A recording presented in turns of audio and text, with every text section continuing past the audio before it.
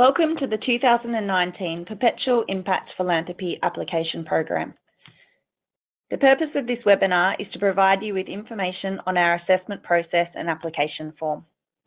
To give you a bit of background, Perpetual is a 132-year-old trustee company and is the largest manager of charitable wealth in Australia. We've been helping clients with philanthropy for nearly as long as Perpetual has been around, which started with the War Widows pensions.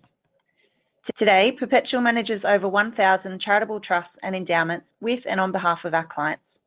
We manage over $2.7 billion in philanthropic funds, which translates to over $100 million distributed to the not-for-profit sector each year. From lost dogs and cats homes through to medical research, our clients are also significant supporters of all the sectors in between. Not only are we committed to assisting families and individuals in their philanthropic endeavours, we recognise that we also play a role in creating a strong and robust not-for-profit sector. Our impact philanthropy philosophy is about providing our clients with all the tools and resources they require to have maximum impact with their grant making. We take a holistic approach to working with our clients and philanthropists. We not only provide support around the trusteeship, compliance and administration associated with their charitable trusts and endowments, but we also support them with their investments and decision-making processes with regards to where their distributions flow. This includes providing direct engagement opportunities with the not-for-profits that they're working with, if they so wish. The assessment process allows Perpetual to examine the quality and governance of organisations and submissions received. Our assessment outcomes then feed into the recommendations that we provide our clients to support them in making really great decisions about where their distributions go. I will now run through the outcomes from previous year's Impact Philanthropy Application Program. Some analysis has shown that we've received just over 1,400 applications last year, which is a slight decrease on the year before. $2.4 million was distributed to charities through our application program from 172 charitable trusts and endowments. 20% of submitted applications were funded. The average grant was $70,000. And lastly, there is an additional $4.3 million in forward commitments. The bulk of our assessment is based on the organisation itself, not the project or program you're seeking funding for. Our assessment process ranks organisations from 1 to 5, with 5 being the highest ranking. We don't provide individual feedback to organisations on how they scored. However, those who don't make it through to the next stage will be notified by March 2019 via email that their chance of receiving funding is unlikely. Those organisations who don't hear from us in March, that means their application will be considered by our clients to potentially receive funding. You'll see in the chart on the left, 48 organisations were ineligible last year. The common reasons for this include an invalid ABN, or they're on the ACNC double default register, risk that the organisation was under administration, applications submitted exceeded Perpetual's limit, incorrect answer regarding retrospective funding and funding already received from another source, and finally, non-submission of prior year's acquittal reports. The quality of applications is increasing year on year, which is making applying for funding very competitive. Unfortunately, many organisations who score well aren't always successful in receiving funding due to the limited funds available. Perpetual, like all philanthropic funders or individual trusts and foundations, will never have enough income or resources to distribute to all the really terrific proposals that we see. We'd love to continue to grow the philanthropic pool in Australia to ensure more and more really great organisations and proposals are supported. But yet again, we're going to see high quality proposals miss out on occasion. What we want to ensure is that individual applications that rank really well in our assessment process are given the highest possible chance of support from our clients. So you'll see from the chart that 61% of the total funds distributed went to organisations ranking a 4 or 5 through the assessment process. Rank 3 applications do okay as well, but you'll see from ranks 2 and 1 that the percentage of support provided by our clients for those submissions significantly drops away. We really want to give you the confidence that if you do well in our assessment process, you really are giving yourself every possible opportunity to receive funding. This has nothing to do with the organisations that I know well or anyone in my team knows well. It's about the organisations that do well in our assessment process. Perpetual really stands behind this process as a fiduciary organisation because we think transparency and our approach to our assessment is really important, and transparency and approach to who receives funding. This is important not just for us as a fiduciary organisation, but for all the other not-for-profit organisations out there that are spending time and ultimately resources on making submissions. Here are the results by sector. On the chart, you can see distributions received by each sector over the past 3 years. Health and programs that deal with social welfare or community wellbeing consistently receive the highest funding. Environment and conservation and arts and culture, we recognise do not do as well, but this is sector-wide. Animal welfare doesn't do as well in our application program, but is well supported via our clients' ad hoc and non-discretionary distributions. Typically, clients are not as interested in supporting projects and are far more connected to the cause.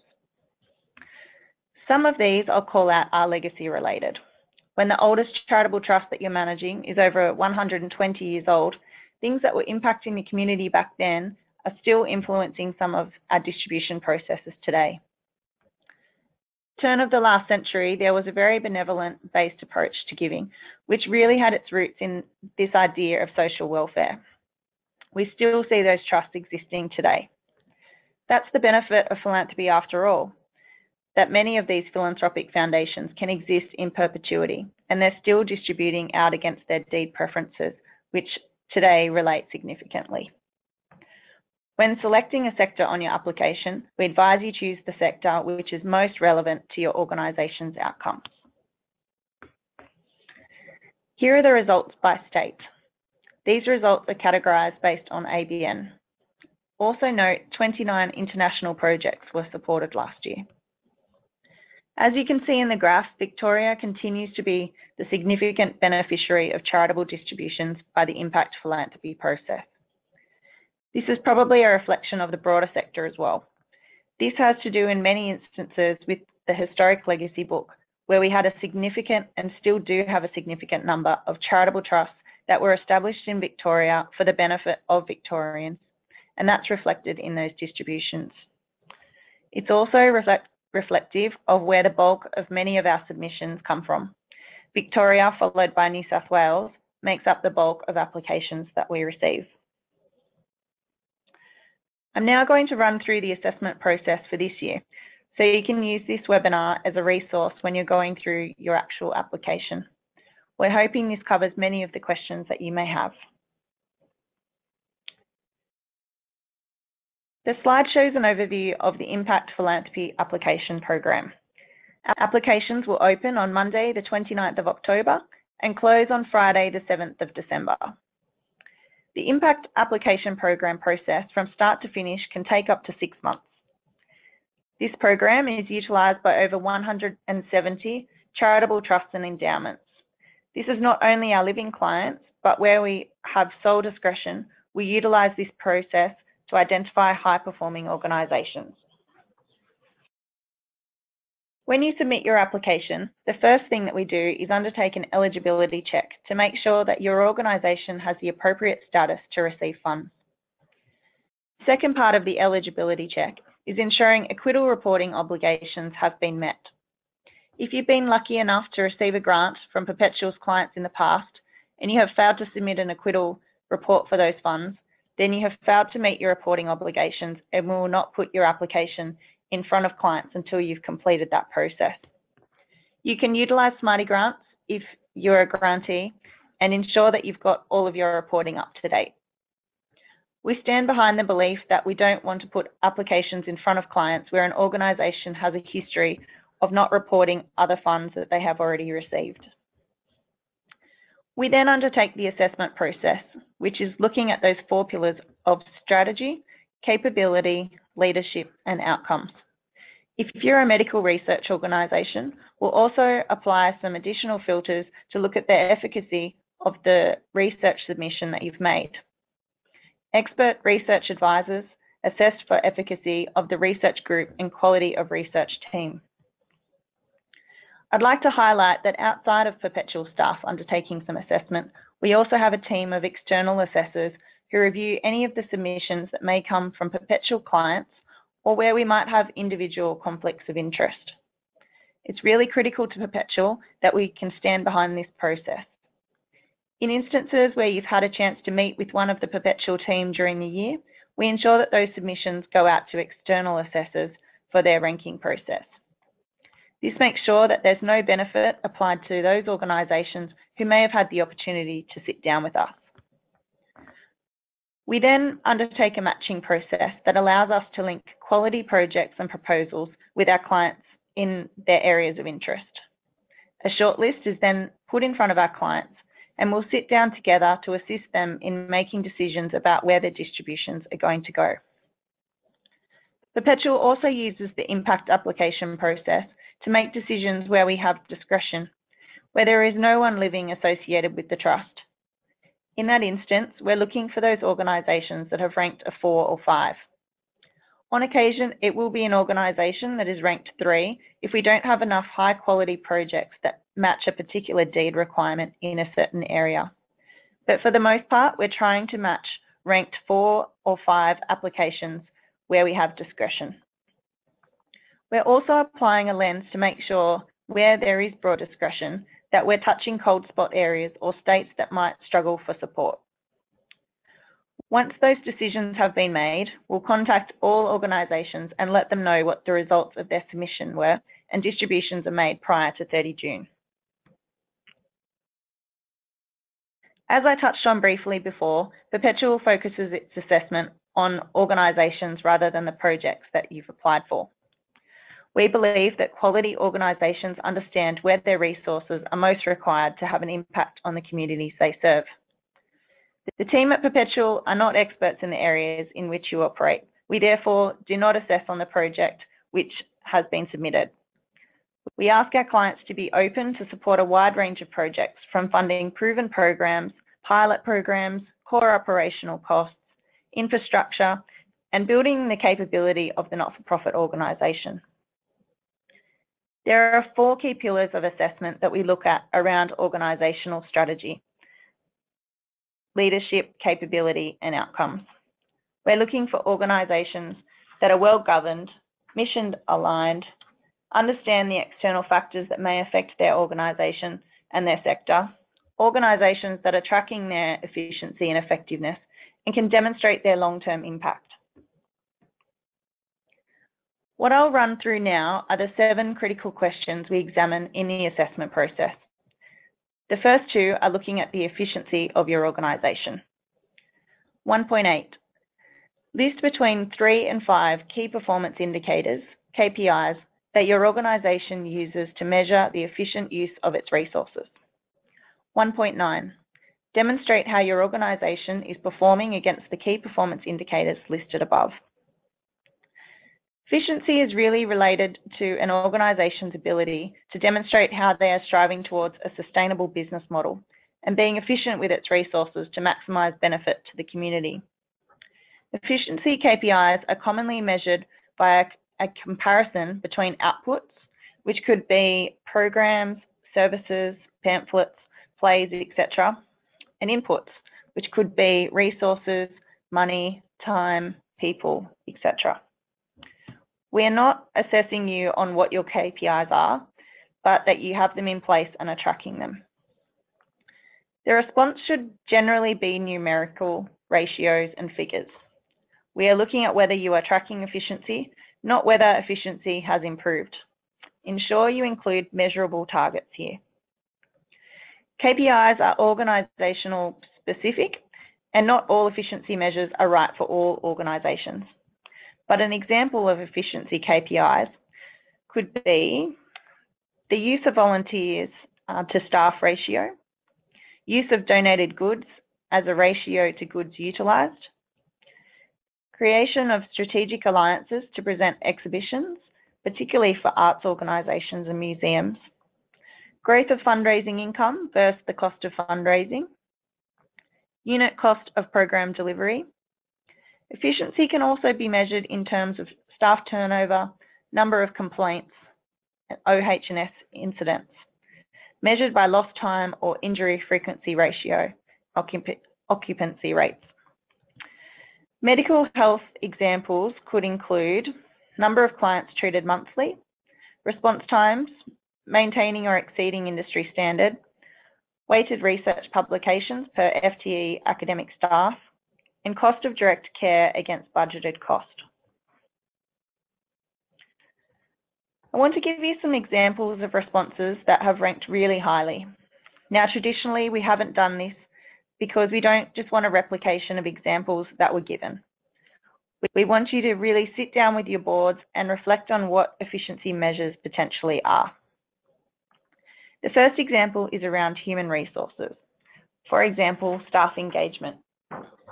Quality staff engagement means that you're probably able to keep your staff for longer and ultimately reducing the cost of recruitment for your organisation, and also providing some continuity becomes really important.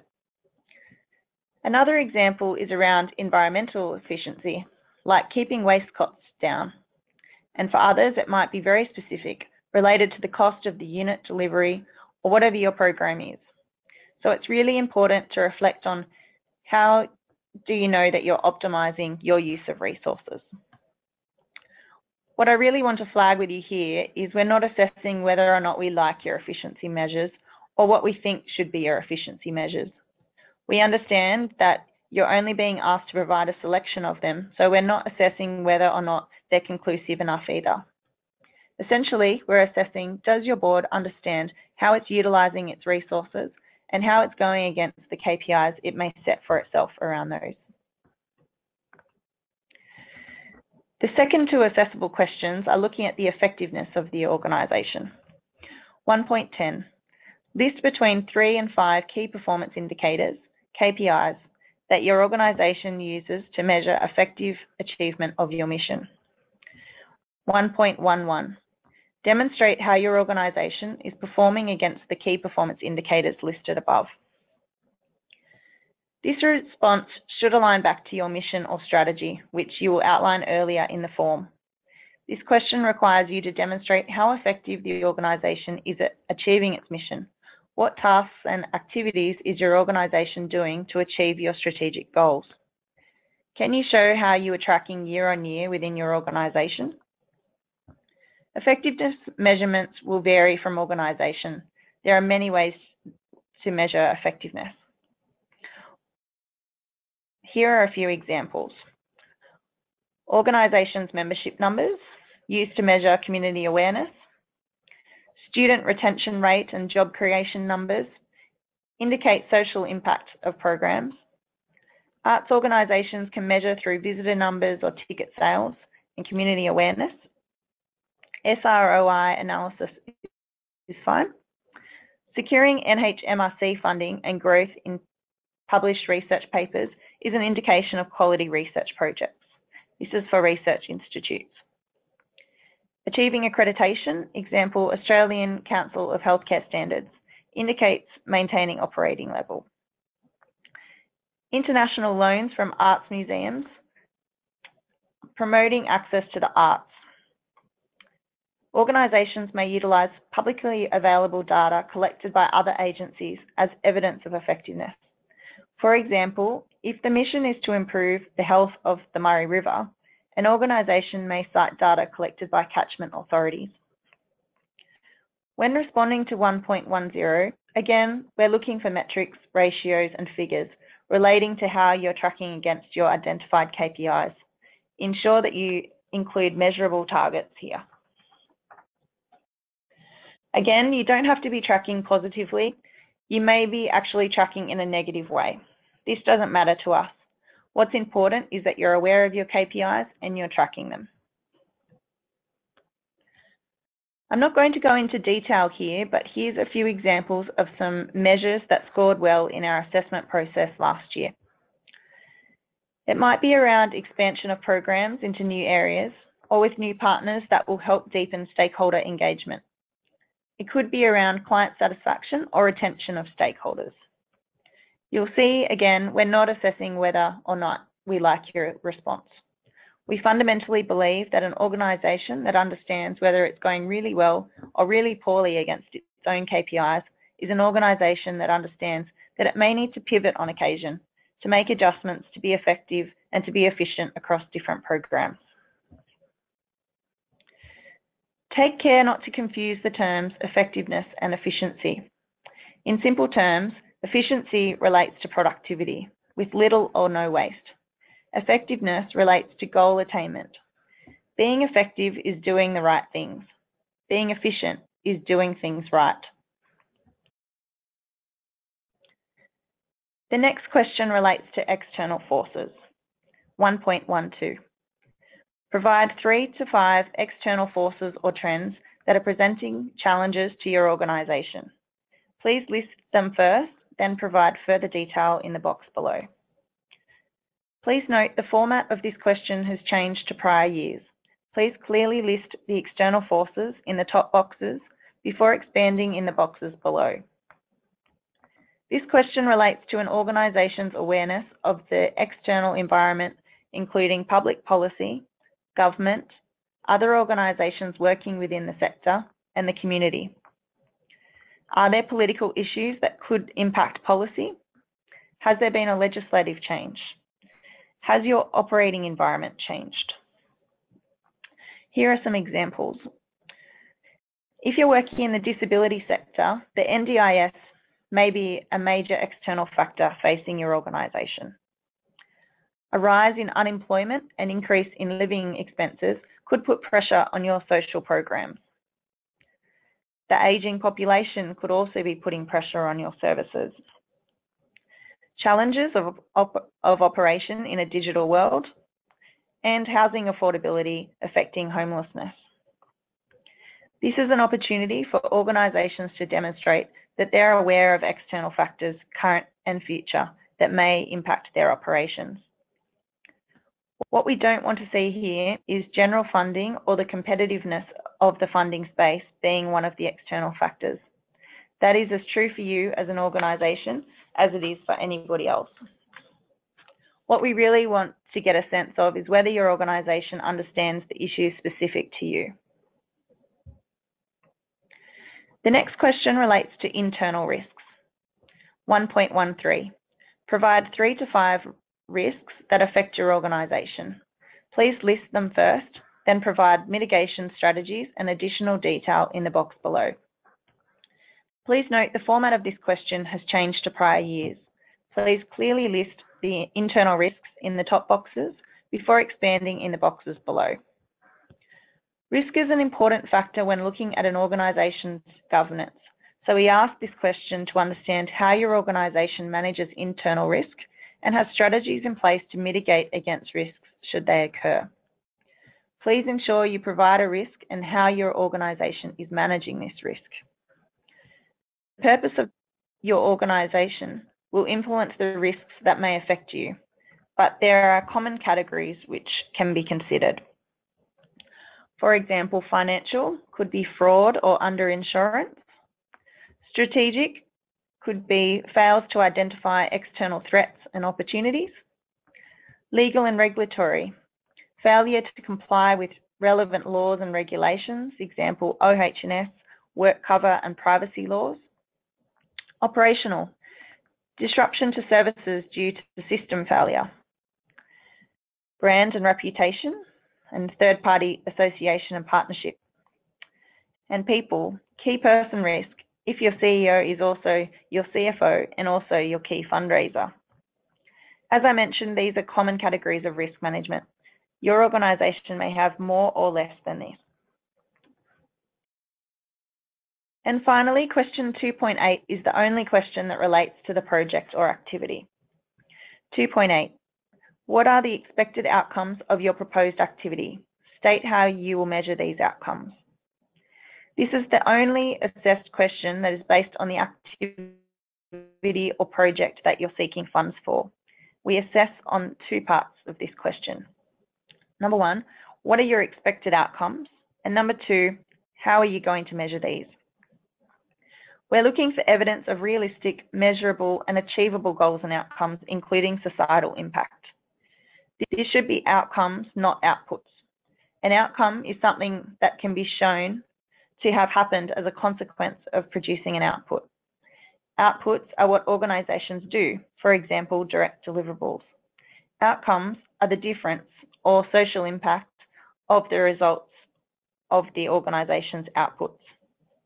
A program's outputs can and should influence an outcome, but cannot guarantee that the outcome will occur. For example, if the funding is going to be used to conduct an activity to improve the health of asthma sufferers through the distribution of information brochures on asthma management, the number of brochures distributed is the output. This itself is not evidence of the outcome. The outcome is measured by whether the health of the asthma sufferers has improved. The second part of the question is assessing that you have considered measurement from the start of the project. We are not assessing your methodology, just that you have identified how and what you will measure. Measurements help an organisation to understand the extent to which it's achieving its outcomes and are also useful for informing program development, i.e. can help an organisation understand whether it needs to make changes to the way it delivers a program or service. The application process is critical. There are 7 critical questions that we assess. That's not to say the other answers in the application aren't important. They absolutely are, but these are the questions that you need to get right to proceed through our funding process. We're often asked, what should I apply for? And our response is always the same. Whatever your greatest need is, the only thing we will not put in front of our clients is retrospective requests and general appeals. We speak regularly to our clients about backing quality organisations and how our assessment process works to identify strong, capable and well-governed organisations. Our clients understand that high-quality philanthropy involves a level of trust to enable the not-for-profit to ask for what they need. Organisations should apply for your genuine needs rather than what is thought might appeal to most philanthropists. You need to trust us to make the case around the philosophy. A few other points to consider. Ensure that you answer the question where we've asked it. Please don't use refer to above or include external links if we have not requested you to do so in that question. The word count is limited. Use dot points. Organisations that operate in one state may submit one application for the state in which they operate. Organisations that operate nationally or internationally may submit up to 3 applications in total, provided each application relates to an activity in a different state, territory, or country. Universities, hospitals, and medical research institutions may submit 1 application per department, up to a maximum of 3 applications per organisation. Any additional applications received from your organisation above the maximum limit will be deemed ineligible for funding. And lastly, the maximum request is $200,000. Applications open at 9 a.m. on Monday, the 29th of October, and close at 5 p.m. on Friday, the 7th of December, Australian Eastern Daylight Standard Time. Please refer to our frequently asked questions and guidelines on our website and this webinar prior to reaching out to our Perpetual team. At this time of year, we receive thousands of emails and questions. We've tried to cover off the questions that we most typically see. I hope that you found this webinar informative and provide you with insights and information to submit an application to this year's funding round. Best of luck with your application, and I look forward to seeing some really great submissions again this year. Thank you.